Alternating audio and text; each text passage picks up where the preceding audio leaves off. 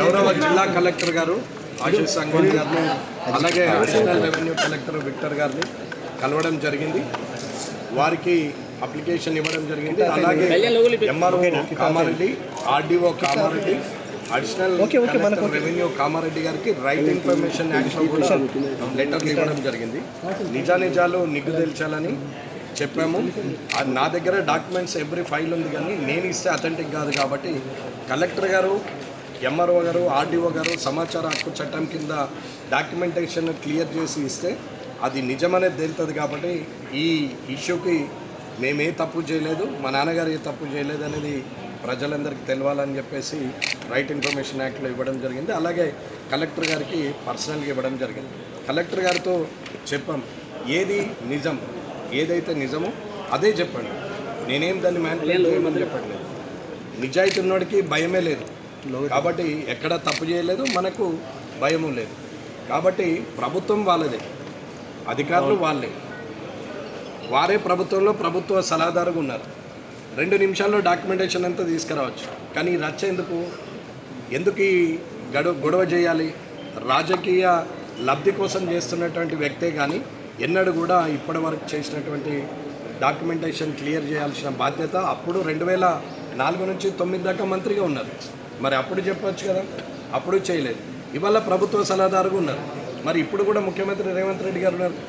ఆయన ద్వారానైనా వీరు అనుకుంటే 2 నిమిషాలు డాక్యుమెంట్స్ అన్నీ పట్టుకొని రేపటి వరకు సీఎంఓకి రండి అంటే 2 నిమిషాల్లో డాక్యుమెంట్స్ అన్నీ హైదరాబాద్లో ఎందుకు చేయట్లేదు? ఇది మీరు పాత్రికేయులందరూ కూడా ఆలోచించాలి. ప్రజలందరూ కూడా ఇది గుర్తించాలి. ఎందుకు చేయట్లేదు? అధికారం మీ దగ్గరనే ఉంది, అధికారులు మీ వాళ్ళే, మీరు చేయొచ్చు. మరి ఎందుకు చేయట్లేదు అనేది ఒకసారి ప్రజలు కూడా ఆలోచించాలి. కాబట్టి ఇవాళ కూడా చెప్తున్నాం, ఇదానికి ఖచ్చితంగా ముగింపు పలుకుతాం. రైట్ ఇన్ఫర్మేషన్ యాక్ట్ కింద 30 రోజుల లోపల వారు ఇవ్వాలి. వారంలో ఇవ్వచ్చు, 10 రోజుల్లో ఇవ్వచ్చు, 30 రోజుల్లో ఇవ్వాలి. ఇవ్వకపోతే అప్లైట్ అథారిటీ ఉంటుంది, అప్లైట్ అథారిటీకి కూడా వెళ్తాం. అది కూడా కాకపోతే డిఫర్మేషన్ సూట్ వేసి గవర్నమెంట్ కోర్ట్ ఆర్డర్ ద్వారా కూడా ఇవన్నీ కూడా డాక్యుమెంట్స్ కలెక్టర్ గారి ద్వారా తెచ్చేస్తాం. కానీ కలెక్టర్ గారు పాజిటివ్గా స్పందించారు, చెప్పారు ఏది రికార్డు ఉంటుందో ఆ రికార్డు ఖచ్చితంగా ఇచ్చేస్తామండి, అట్లేం లేదు, ఇబ్బంది పెట్టాలనేది ఆలోచన లేదు. 100% ఏది ఉంటుంది అది ఇవ్వమంటున్నారు, ఏది ఉంటే అది ఇచ్చేస్తామని చెప్పారు. అలొకేషన్ దేనికి అయింది? 263.5 ఎకరాల్లో 1964 నుంచి ఈ రోజు వరకు 263.5 ఎకరాల్లో ఏ దానికి ఎంత అలొకేషన్ చేశారు, ఎప్పుడెప్పుడు చేశారు, ఏ సర్వే నెంబర్లో ఎంత ఎక్స్టెండ్ చేశారు, ప్రజా ప్రయోజనాల కోసమైందా లేకపోతే స్వార్థ ప్రయోజనాల కోసమైందా, దాన్ని నిగ్గు తెల్చండి అని చెప్పారు. కాబట్టి ఇవాళ ఉన్న కామారెడ్డి కాలేజ్ ఎడ్యుకేషన్ సొసైటీ భూములు ఉండేపటికే కామారెడ్డిలో మెడికల్ కాలేజ్ కానీ, కామారెడ్డిలో ఇండస్ట్రియల్ ఏరియా కానీ, ఎఫ్సిఐ కానీ, ఇలా నంబర్ ఆఫ్ ఇన్స్టిట్యూషన్స్ అక్కడ వచ్చినాయి. ఇవాళ ఆ భూమే కలెక్ట్ చేయకుంటే కామారెడ్డిలో ఏముంటుండే? ఇది అర్థం చేసుకోవాలి. 2004 నుంచి 2009 వరకు ఉన్నటువంటి వైఎస్ఆర్ గారు ముఖ్యమంత్రిగా ఉన్నప్పుడు తెలంగాణ యూనివర్సిటీ కామారెడ్డిలో తీసుకొచ్చే దమ్ము తెలివి లేదు ఈయనకు. అది కొత్తగా డిచ్పల్లిలో పెట్టాల్సిన పరిస్థితి వచ్చింది. ఇక్కడ ఆల్రెడీ ఎస్టాబ్లిష్మెంట్ ఉంది, అదే యూనివర్సిటీని ఇక్కడ పెట్టవచ్చు కదా, భూములు ఉన్నాయి, బిల్డింగ్లు ఉన్నాయి. మరి ఇక్కడ పెడితే తక్కువ ఖర్చులో ప్రభుత్వంకు ఖర్చు తక్కువ, ప్రజల మీద భారం పడకుండా ఉంటుంది కదా. కానీ అది చేయలే. ఎందుకు?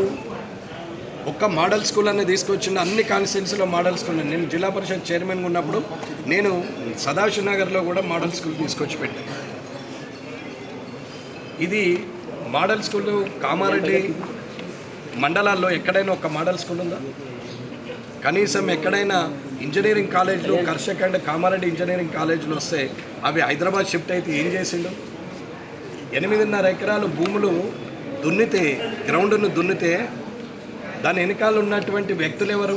వడ్లోళ్ళు కేసేస్తే వాళ్లకు మేము డాక్యుమెంట్లు 2010లో పడేసినప్పుడు ఆస్తుల పరిరక్షణ కమిటీ సభ్యులకు చెప్పడం జరిగింది, అన్న కోర్టులో ఫైనల్కి ఉంది, మీరు అటెండ్ కాకపోతే అది వాళ్ళ సైడ్ అవుతుంది, మేమైతే పోము, మాకు అవసరం లేదు అని చెప్పారు. వీరు పోలేదు, అక్కడ 1 సైడ్ అయింది. వన్ సైడ్ అయినాక డాక్యుమెంట్స్ ఎవరి పేరు మీద అయింది? వీళ్ళు వెనక రాజకీయ నాయకులు ఏంది? ముస్తాబాదోడు, మన బాదుగునోడు, నిజామాబాదోడు వచ్చి కామారెడ్డిలో అడ్డ పెడుతున్నాడంటే కామారెడ్డి వల్ల రాజకీయ నాయకులు అండదండలు లేనిదే జరుగుతుందా? ఇవన్నీ ఆలోచించాలి అందరు కూడా. కాబట్టి ఈరోజు కలెక్టర్ గారు సానుకూలంగా స్పందించారు. వారం 10 రోజుల లోపల డీటెయిల్స్ అన్నీ ఇస్తామని చెప్పారు. కాబట్టి ఆయన మీద నాకు నమ్మకం ఉంది.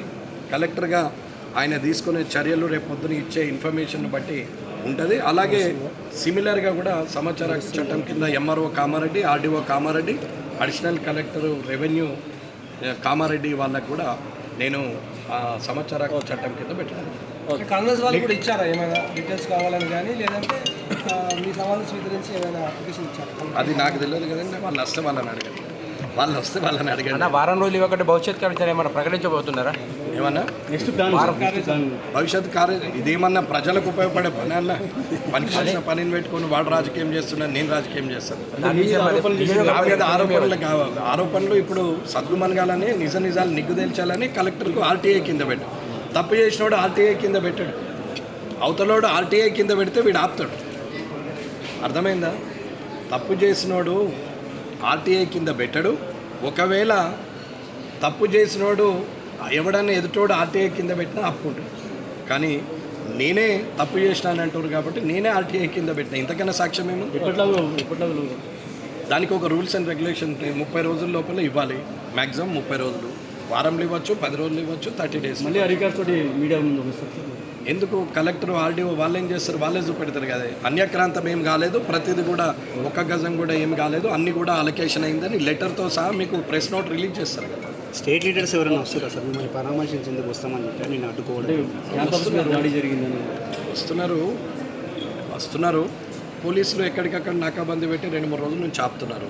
ఇంకెన్ని రోజులు ఆపినా ఎన్ని రోజులు ఆపుతారు? ఎన్ని కేసులు చేస్తారు? ఇప్పుడు ఒక 6గురిని లిఫ్ట్ చేశారు బీజేపీ కార్యకర్తలు. మరి వెంకటరమణారెడ్డి గారినేమో రిక్వెస్ట్ చేసి ల్యాండ్ ఆర్డర్ ప్రాబ్లం ఉంది, బాన్స్వాడది కొంచెం కోఆపరేట్ చేయండి అని అంటే, నేను ఆలోచన చేసి ల్యాండ్ ఆర్డర్ ఉంది కదా అని చెప్పి నేను బయటకు వస్తా అంటే వద్దని నన్ను ఆపేసింది. మరి వాళ్ళందరినీ ఎందుకు వదిలేరు? కుక్కలన్నీ రోడ్డు మీద ఎందుకు వదిలేరు? బో బో బో అనుకుంటా తిరుగుకుంటా మొరుక్కుంటా తిరుగుతున్నాయని వాటిని అరెస్ట్ చేయొచ్చు కదా. అంటే పోలీసులు ఏం చేస్తున్నారు అనేది అర్థం చేసుకోవాలి. అన్న ఇప్పుడు ప్రాణభయం ఉందని చెప్పేసి మీరు ఎస్పీ గారికి లెటర్, మీకు ప్రొటెక్షన్ నాకు ప్రాణభయం నాకు కాదు, వాళ్ళకు ఉంటుంది. ఇక రేపటి నుంచి ప్రాణభయం అనేది వాళ్ళకి చూపెడతా. నేను ఉన్నదో నాడు పోయిందో నాడు, కానీ పోయే ముందర 10 మందిని లేపే పోతా, ఊరుకుంటాను కాదు.